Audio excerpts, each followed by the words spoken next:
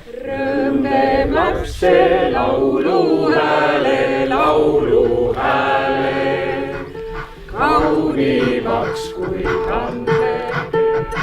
Läbilane lätsimina, siisale soosale seira. Läbilane kikkab killa, siisale soosale seira. Ja siis mulle vasta tulli, siisale soosale seira. Tulli viisi velekesta, siisale soosale seira. Head sõbrad, ajalooline hetk. Suure Munamäe tornis Lõuna-Eesti omavalitsused sõlmivad koostöölepingu selleks, et Tartu koos Lõuna-Eestiga võiks olla Euroopa kultuuripealinn aastal 2024.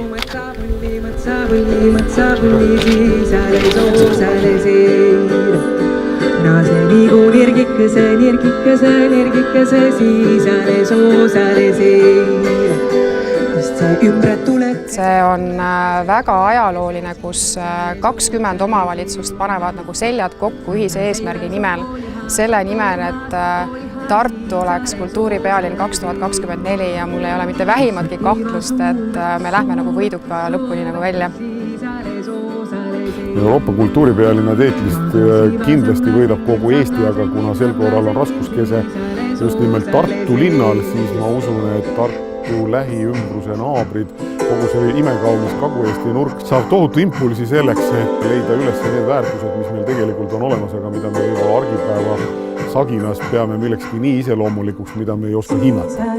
Kahtlemata on kultuuripealinn ka suhete loomise pealinn ja mida võib üks väiksem omavalitsus tahta, kes ehk nii hästi muidu pildile ei pääse, kui seda, et ta saaks täiendavaid kontakte ja saaks võimalusi, no kas siis paremaks kultuurivahetuseks tulevikus või ka äriajamiseks.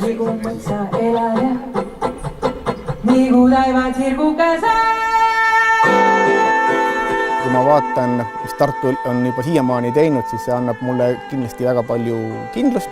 Viljandi annab oma panuse, et rikastada Tartu 2024 programmi. Ma väga loodan, et see annab uue tõuke Lõuna-Eesti ühistööle, just turunduse, mainekujunduse, kultuurialal. Pürgimine kultuuripealinnaks, eriti kui me selle saame, annab selle uue tõuke ja uue motivatsiooni meil jälle kokku tulla ja neid asju koos teha. Ei ma tämä tulla saa, siisale soosale seira.